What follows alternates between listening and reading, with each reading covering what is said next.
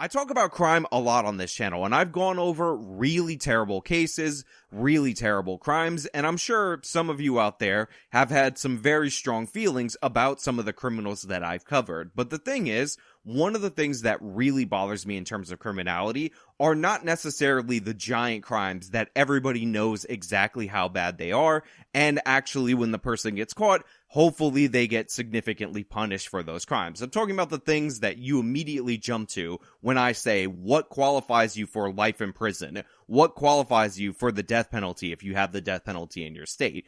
Today, what we're going to talk about is a crime that is often undercharged, and it's really undercharged in parts of the Western world where it's quite common, like in London, and of course, I'm talking about acid attacks. And unfortunately, an acid attack has made its way to the city of New York.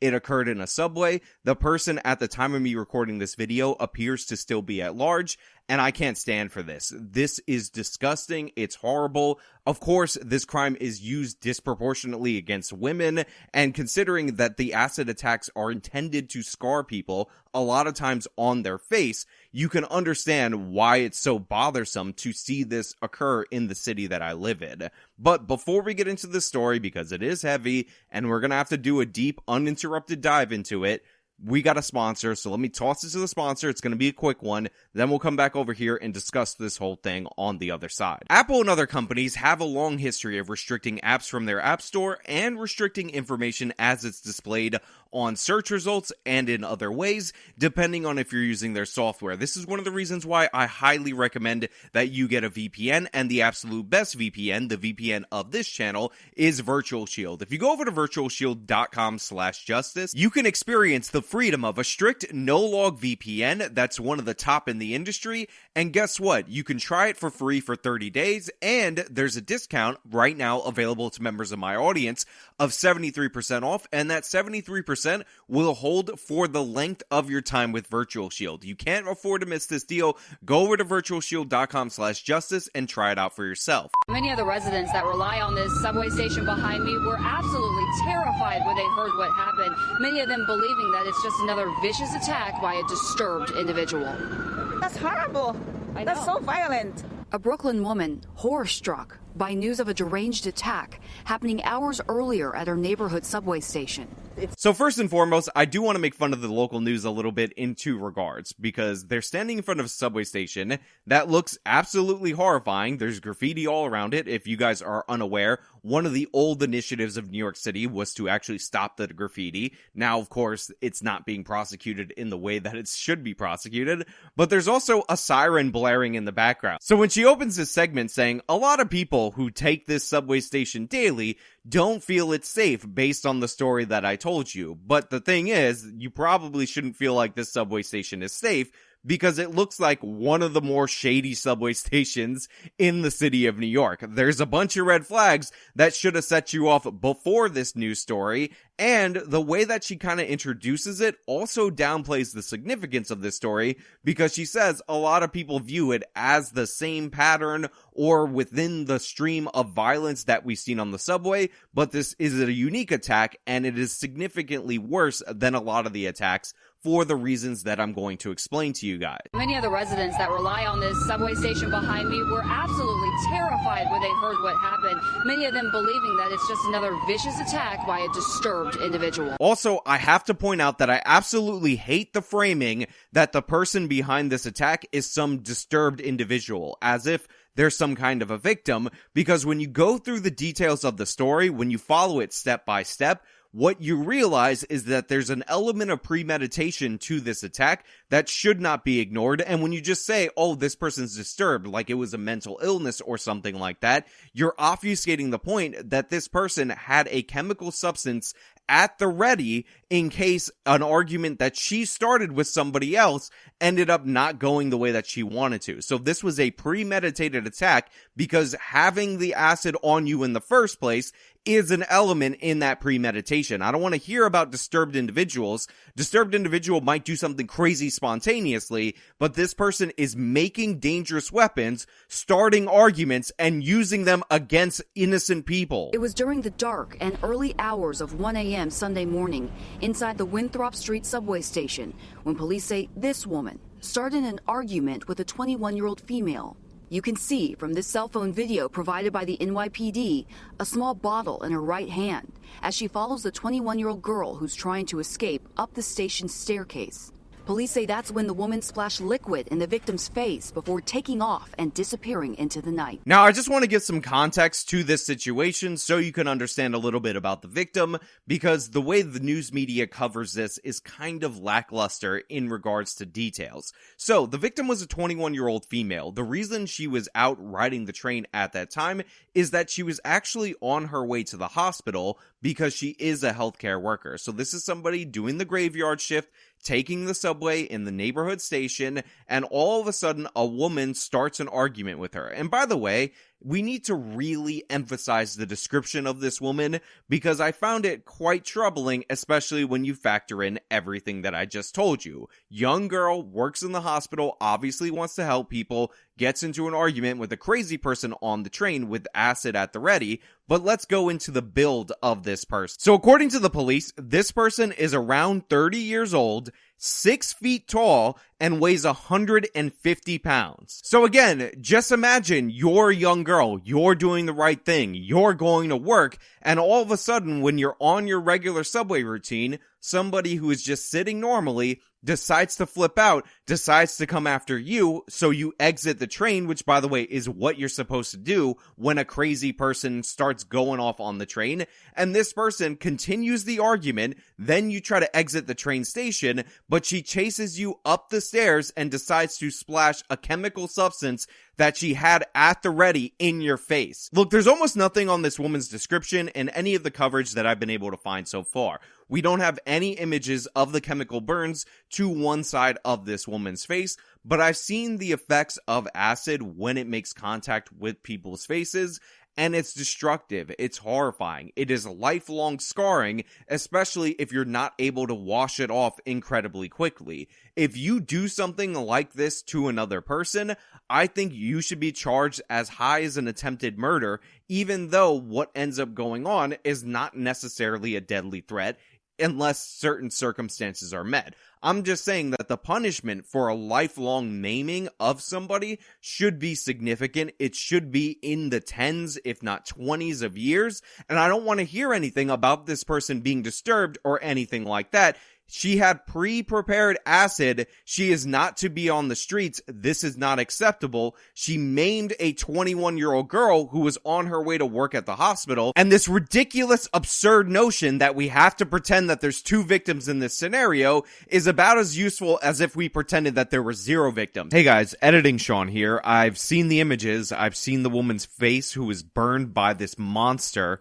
And I'm not going to show you the images because I'll spare you that, although there will be an article linked in the description. Just be warned that that is there. But I want to just read you some of her quotes from this article.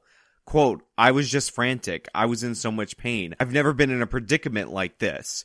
I was panicking. I knew I couldn't wipe it off with my hand because it would get off my hand.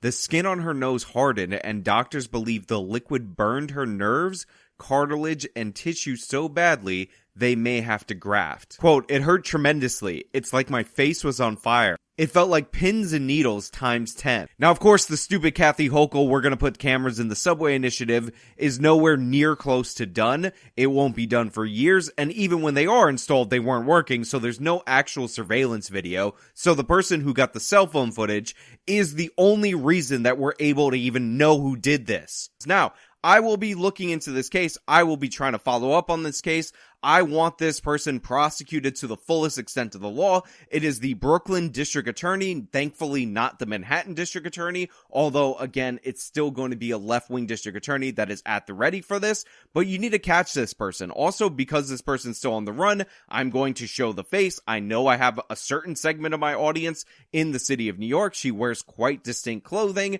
She's also a crazy person who might flip out. Please do not confront her, especially if you're a girl. She's out on the loose in Brooklyn attacking random people, and we need to put a stop to her. This person needs to be in a cage for a very long time, and I'm wishing the victim in this case a speedy recovery. But again, depending on how fast she was able to get to the hospital, luckily she was already on her way there because she happened to work there. This could be a life-altering incident. It could physically scar her for life. on top of the emotional scarring of just being targeted and chased down and attacked in this vicious way. Look, when you create an environment of lawlessness, every single thing starts breaking down, and you start to see things that are more heinous than you could ever possibly expect. I know a lot of people are against broken windows policing because, first and foremost, they have no idea what broken windows policing is, but one of the core tenets, at least in its implementation in the city of New York, was the fact that they were going to stop people from fare evading. Now, I don't know if this person didn't pay for the train, but I wouldn't be surprised if this person didn't pay for the train, since the MTA is reporting that they're losing about $500 million a year from people jumping on the train and not paying. Now, what the NYPD used to do, because they had this theory, was arrest people who jump the turnstiles, because likely these people who don't follow the order that are going to do violent crimes are not going to be too worried about not paying for the subway. It was a method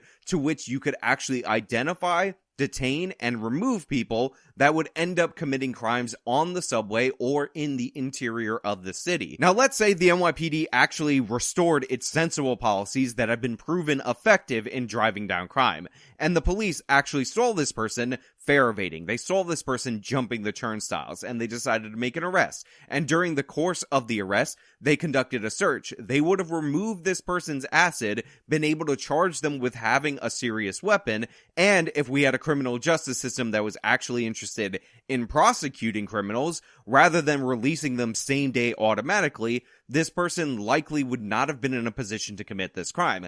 And by the way, we haven't caught this person yet, so we don't know the lengthy criminal history that this person likely has. You don't just randomly, at age 30 or somewhere there's about years old, randomly flip out on the train, have a bottle of acid at the ready, pick somebody to target, splash that acid in their face for the first time without a previous criminal history at that moment. If this was a younger person, then maybe this would have been their first public instance. But this is a 30-plus-year-old woman. We likely have seen this person in the system before. They've likely committed multiple different crimes. And if they're escalating to this level based on somebody who had no fault in the argument, the police are calling this completely unprovoked, that means they definitely did something, and they definitely had issues with other New Yorkers that were actually going to engage in the argument before. So it is a better than not chance that this person was not only arrested before, but arrested before very recently, not charged properly, or released same day automatically, because that's what bail reform is all about, and they were able to reoffend and permanently scar a 21-year-old healthcare worker who, remember, were heroes 2 years ago when they were going into the hospitals in order to save us from the virus. Because in reality, we all know the truth. You're only a hero when it's convenient for the mainstream media. You only matter when you can be used as a bulwark against the right wing. As soon as your concerns, your actual concerns, become inconvenient to the regime, think about all the healthcare workers that were considered heroes for working without a vaccine who were then fired because they refused to take the vaccine. Then you're garbage, then you're worthless, then they have other priorities, and unfortunately, we have a system that prioritizes crazy people as long as they're under a certain complexion, and doesn't prioritize innocent victims, no matter who they are, and that's where we are, and that's why we're in this scenario. I feel so unbelievably horrible for the 21-year-old woman in this scenario, and if there were a GoFundMe or this person's name and face were out there, I would definitely recommend that you guys go out and support them. But unfortunately, right now, she is unidentified. I have no way of verifying if any fundraiser is legitimate. So if you're out there, if you're the victim of this crime, reach out to me. I will try to do something for you, because you shouldn't have to go through your rest of your life scarred in the face at such a young age, all because our system refuses to do what's necessary and punish these criminals and get them off the goddamn street. She's smiling. She's smiling as she's holding a bottle that contains a chemical that she used to burn a girl's face while she was on her way to work over a one-sided argument that she started. She's laughing. She's taking joy in it. If this doesn't piss you off, I don't know what's wrong with you. If this doesn't push you for some level of change in the system that allows this, I don't know where your head's at. Anyway, I'm getting really angry right now, so I'm just gonna cut it off here. Those are my thoughts. You know the drill. If you like the video, show me by leaving a like, subscribe for more content, follow me on the social medias. You know what the things to do and all that. Till next time.